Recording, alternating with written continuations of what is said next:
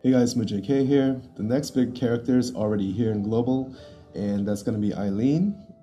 If you don't know by now, she's kind of like considered one of the Trinity with Eileen, Orlandeau, and Titus. And basically what they do is they have similar strengths in that they reduce the enemy's resistance to a certain element, and then they attack them with that element. And the multipliers are pretty similar, and they also chain and everything, so pretty exciting stuff that we already have her. If you're curious, Aileen, Orlandeau, and Titus, I believe, all have a rating of 99 out of 100 in Japan right now. Of course, they do, kind of tail off a little bit, and then they get their enhancements later, and then they go right back up to the top. So definitely a long-term, super high-tier character that we're getting. But anyway, I'll get into the details more in a little bit. This banner is pretty interesting. They're all FFBE characters, of course, and it's actually not too bad overall, considering there's some decent TMs and stuff that you might want to pull for. So the first character obviously is Aileen. She's going to be the main prize, but she's a base 5-star, so you know how that goes. Her Trust Mastery award is Artisan, an Earth Element Spear with 135 attack, which is really high. This is actually going to be a very important TM. Whether or not people realize it, I'll talk about it in a little bit, but it's a very good weapon. If you do happen to pull her, then I think she would be definitely a good candidate for using all your trust moguls. We'll get into the abilities in a little bit. King Sozhe, or I guess his emperor, his job is emperor, not king. Kind of cool that we're getting this character. I mean, we recently saw him in the story, but yeah, this is also a decent attacker. Base 4-star unit, more realistic to aim for. It goes to 6 stars. His TMR is pretty good. HP and attack by 20%. So, not as high as Shine's TM, which is 30% attack with chance to dodge added to that. But the HP is really good, 20%. And also you're getting a 3% MP every turn. So that's actually a pretty good TM. You might want to replace some of those quick assaults, or one of those quick assaults with this maybe, or something else that you have like lunge combo, whatever. This is definitely a really good one to consider, especially if you're running into MP problems during long fights. Again, we'll get into the abilities in a little bit. We're also getting a base 3-star mage that only goes to 5 stars, but Heltich is actually a very interesting black mage. We'll talk about it.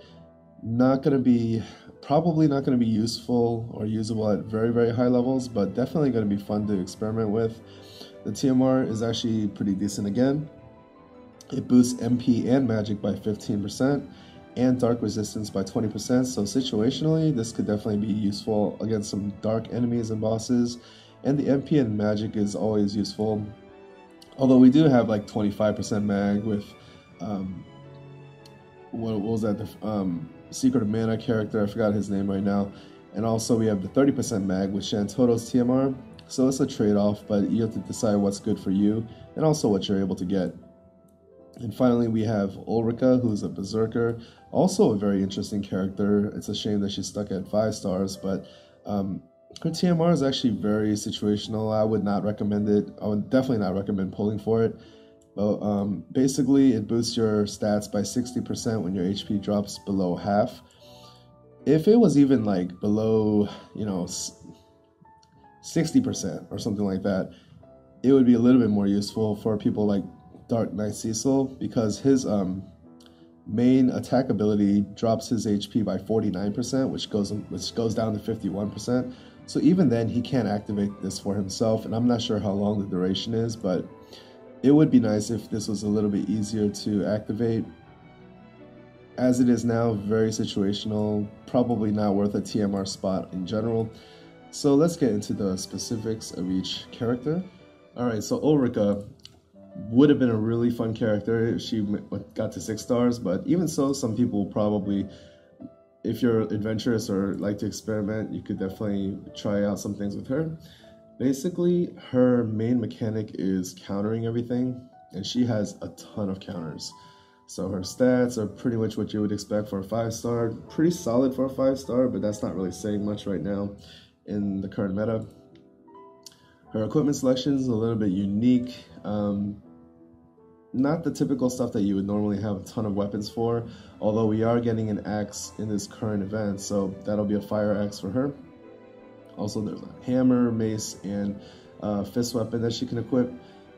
Mace-wise, you can actually get the Thorn Mace from one of the trial bosses, but for the most part, you're going to have a little bit of a harder time outfitting her with some good gear. So as I said, her mechanics are basically countering everything, and I won't go into each one, but she counters physical and magic attacks, and she can end up being like just a countering machine, assuming she's staying alive. But yeah, you can end up doing a lot of damage. If she does do an elemental counter, it's going to be fire, so keep that in mind in case you're running up against, what enemies that resist that.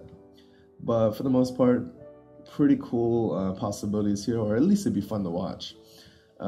Passive-wise, she doesn't get a lot of attacks, so that's a bummer. Even for a 5-star unit, this is a low attack boost, so, she's limited overall. And then her limit burst is physical damage, just a decent multiplier, not even great. And then she gets Berserk, which is plus 300% damage. I'm not actually sure what the downside of Berserk is, but in other games, sometimes you'll lose control of the character, they're just attacking auto, or you lose your defense or something, but I'm not sure what the effects are in this game. So yeah, that's Ulrica. Lots of countering and could be fun to watch. Heltich is also a good black mage for a 5-star character. The reason I like this character, even though I'm not going to use him specifically, is the fact that he has a very, very good magical buff. It increases his magic by 200% for one action. Now, we do have things like magical activation on Transterra, which is 80% for, I believe, 3 turns. But this one is actually pretty cool because 200% is no joke. That's basically triple your mag.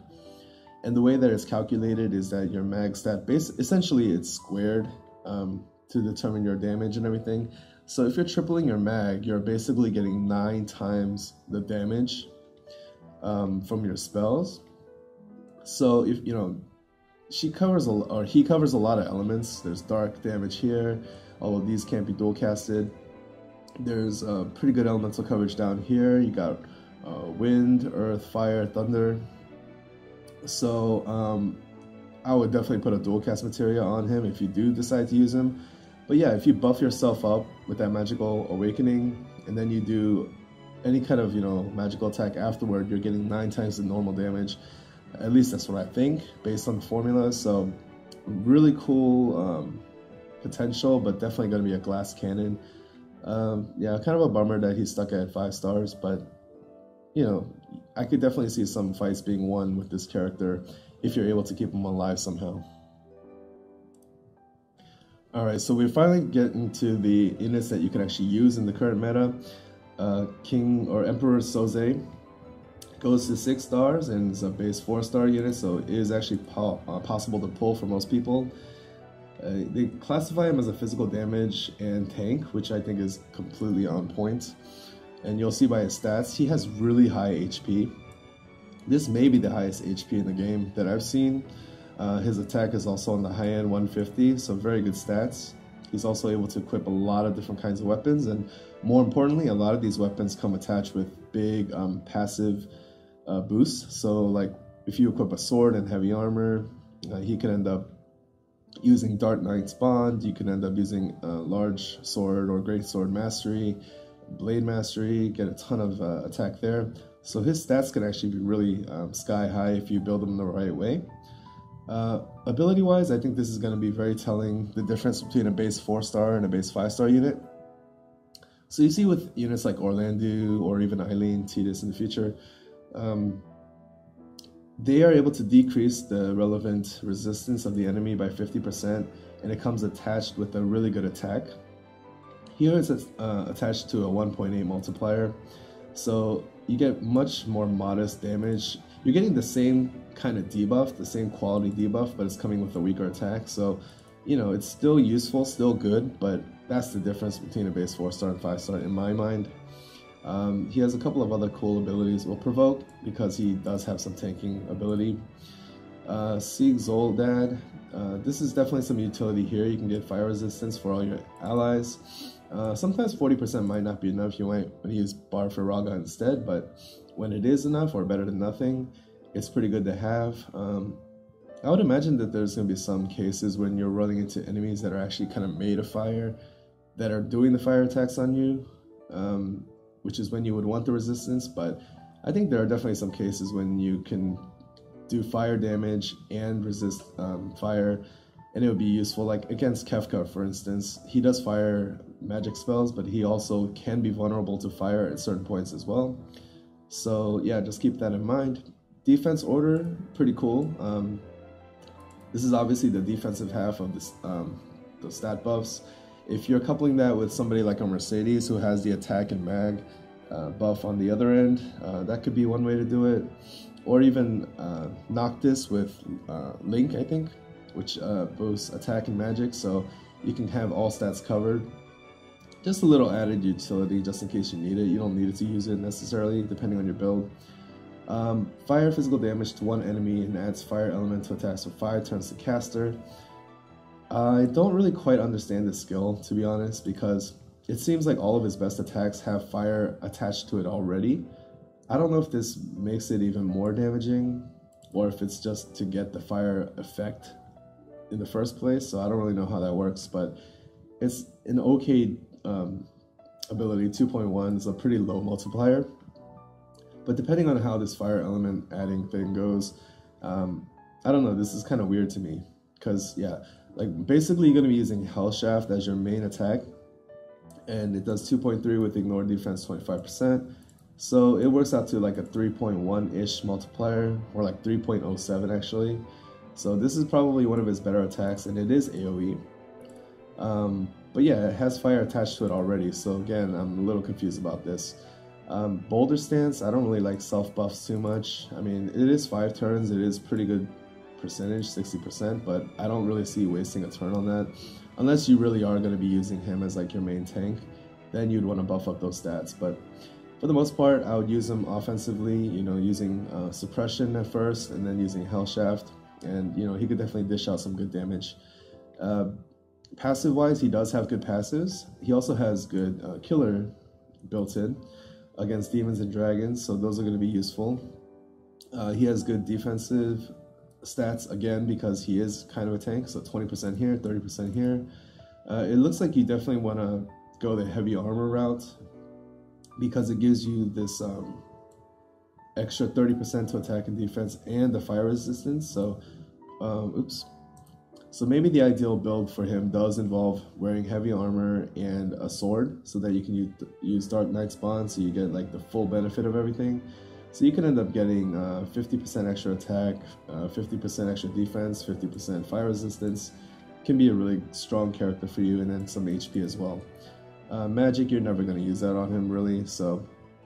And then his Limit Burst is a really nice AoE actually.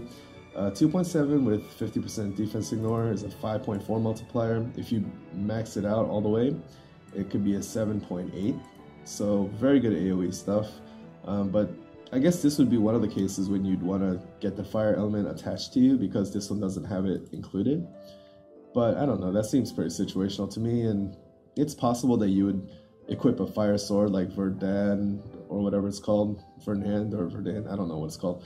But that's a fire sword that you might want to equip anyway. So yeah, it depends on how you gear him out and what you use him for, but it seems like a pretty solid character. I like it. Alright, and then finally we have the grand prize of the banner, Aileen, one of the Trinity. Very, very good unit from now into way into the future. She's still one of the top units in Japan. Very good unit. So anybody who didn't get Orlandeau, such as myself, this is kind of like another chance for another elite unit. Although some would argue that Orlandeau is easier to gear out. More people have Excaliburs for that light damage and everything. But anyway, very, very good unit overall.